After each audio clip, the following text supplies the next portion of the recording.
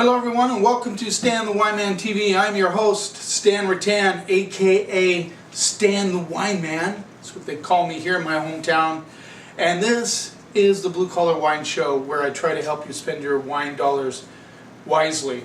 Before I get started on some Spanish wines, I'm going to Portugal and Spain next week. A friend of mine gave me a call and said, "Hey Stan, can I stop by?" Now I knew who he worked for, so I knew he was probably bringing a bottle of wine. Well, what does he show up with? He shows up with a 1996 Latache from Domaine della Romani-Conti. Now, who could pass up? And that was on my bucket list of wines to try. I just wanted to see. Big hype on these wines from Domaine Romani-Conti. Of course, Latache is probably their second tier, with Romani-Conti's their first. Anyway, long story short, he poured me a pretty stiff glass of the stuff. I was very appreciative of it. Thank you, Bob.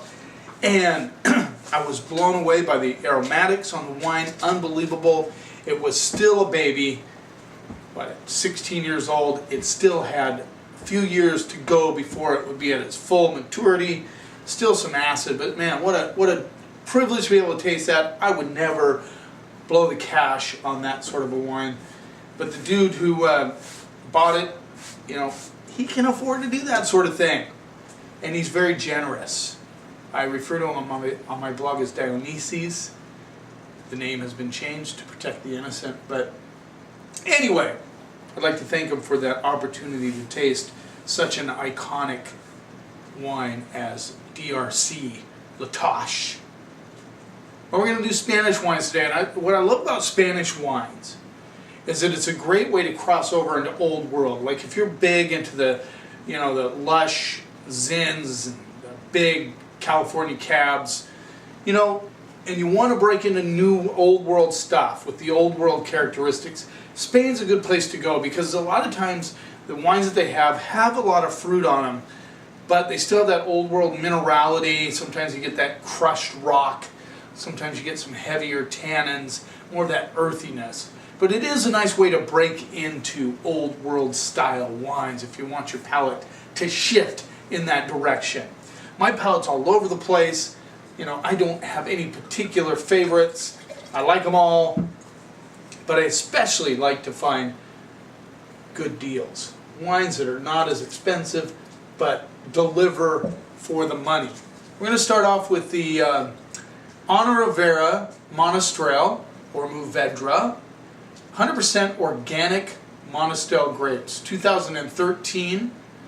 So this is organically grown grapes from Jumilla, which is down south, sort of south central Spain, a little more towards the east. This one rolls in at $10. Now, Honorera wines, I've had a few of them. They definitely go to the other side, to the fruitier side, but yet they still maintain that old world edge. Honorera. $8. $8. Crazy. $8. Let's see what we get on the nose. Very interesting, sort of a black cherry raspberry nose. I'm getting the wet stone, kind of crushed rock with a little bit of rain on it. Hints of tobacco, a little bit of red flowers coming through. But yeah, definitely like a black raspberry meets cherry sort of thing on the nose. Let's see what we got on the palate.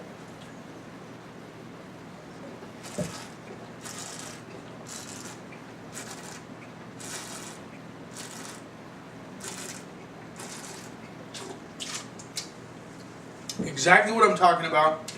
Black cherries and raspberries all day on the palate. Good fruit, but then at the very end, right at the finish, you get that minerality, you get that a little bit of tannic grip. You get a lot of like white pepper, black pepper on the backside.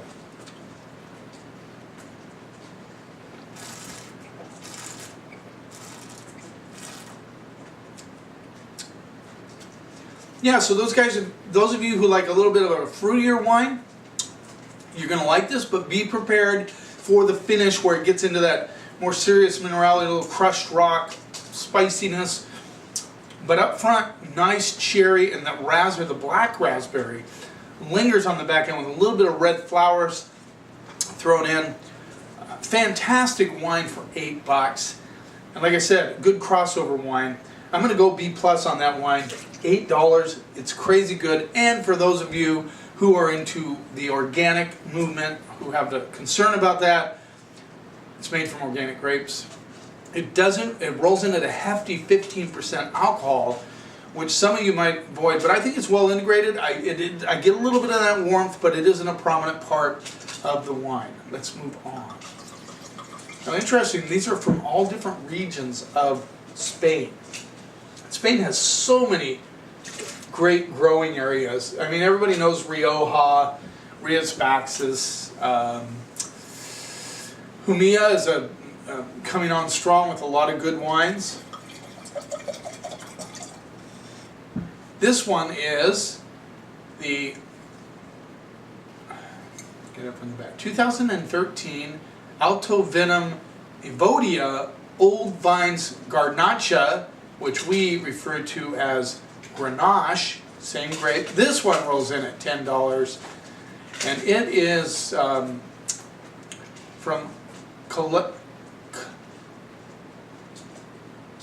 Calatayud, excuse me, I knew it, but I just for some reason, Calatayud, which is north of Jumilla. It's kind of central north top, not too far north, but not as north as Rioja. Kind of, there's Rioja, there's Calatayud, excuse me, I always have a hard time with that one. And then over east is where the next one will be. So this is Old Vine Garnacha for $10. Let's see what we get on the nose.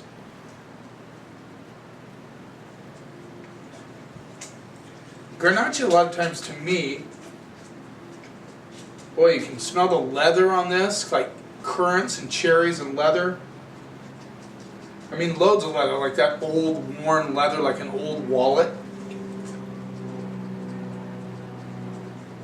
Get a black olive coming through, which is interesting. I can smell the peppery edge that it has to it.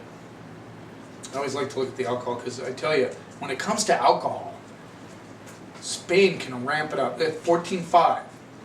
Very hot climate over there. I get a little bit of black plum and boysenberry coming through. And there's an herbal component on this wine that's very interesting. Like dried herbs, leather, cherry, currants, plum, blackberry. There's all kinds of things going on the nose on this one. Let's see what we get on the palate.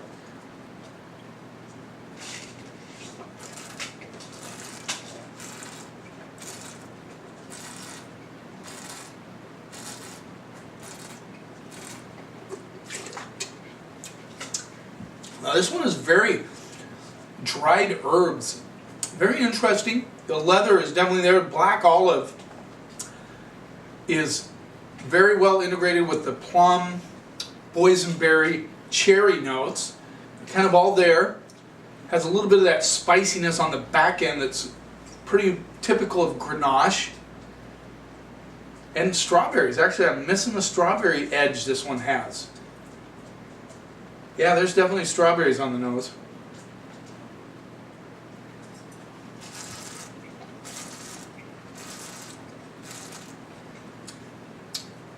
Good acidity, nice and fresh on the finish. You know, now this is more old world than the Monastrell or Mourvedre for sure, but I think even those of you who like your little bit of fruit will appreciate this wine because it doesn't go totally old world on you. It has that leather, it has that earthiness, it has the herbs, and yet it has that bright freshness. I could really dig this with pizza, with hamburgers, with ribs, steak. It's just good food wine with that acid on the back end, and I could drink it by itself for sure.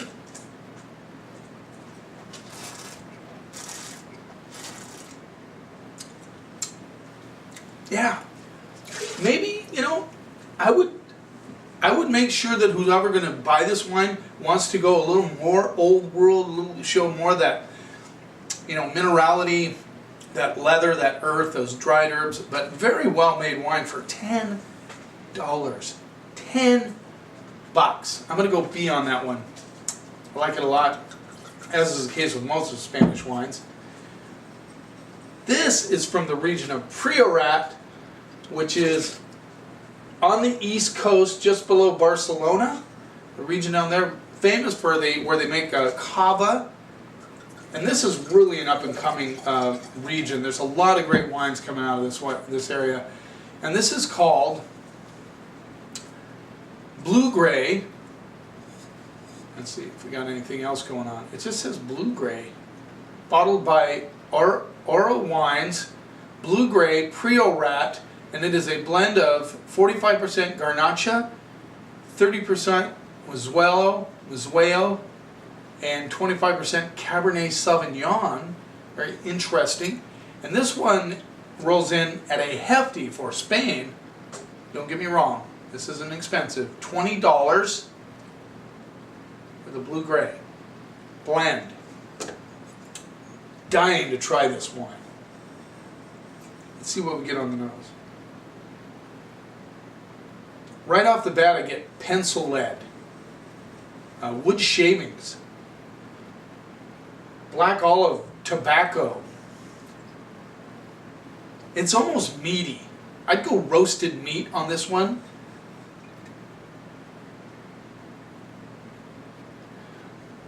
It's a meat roasted on pencil lead. It has like a almost like barbecue spices, like meat marinade thing going on, like a very interesting. A little bit of mint on the backside. Of course, that's a pencil lead. Some of us say mint, pencil lead mint, you know. But this is more earthy. This baby is seriously old school. Wow. I wish I could get you to smell this. Very interesting aromatics. Let's see what we get on the palate.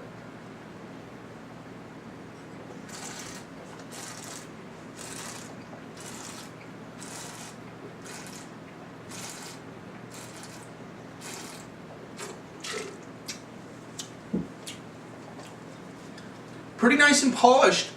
I'll give it that. Again, nice transition wine to the old world side. I get a lot of black olive, black currants, a little bit of black plum, spicy on the back end. You get none of that. It is very kind of meaty on the palate, but it doesn't taste.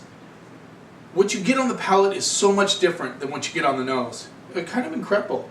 A little bit of black raspberry coming through on the finish.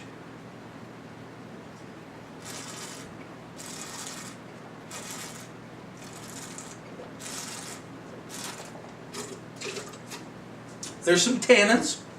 That meat marinade sort of hits on the back of the mid palate. You can just kind of get a lift of that. A lot of minerals. Again, very common of old world style wines is to get that minerality, get that leather, that tobacco, more of an earth notes. But this has enough fruit. Once again, enough fruit to satisfy you guys who are into those fruit forward style wines of the new world. I think this will be a nice transition. I think all of us should get all wines a chance. Don't be afraid to try old world style wines. This will get you kind of moved over into that area. If you like these wines, then you can move on to, let's say, a Bordeaux or some Rhone wines where they're a lot more earthy, they get on the funkier side, some of them, not all of them. But what a nice place to go if you want to make that transition, if you want to expand your palate horizons, which I know most of you want to do. And for 20 bucks, you know, that's a good value, because I know it's hard to find a wine of this caliber for that price. Very good value. I'm going to go B plus, A minus on this Blue Gray blend from the Priorat region of Spain. Looking forward to my trip to Portugal and Spain. Very, very excited. I was excited to taste the La Tâche. I think it's way overpriced, but still, to be able to taste something like that and to have that opportunity, I wasn't going to pass it up. You know, thanks for watching. I hope you're enjoying the programs. Make a comment if you get a chance. Check out my blog, stanthewineman.com, and subscribe. Please subscribe. I'm starting to get more subscribers. I like that. Cheers, and here's to keeping the snob out of wine.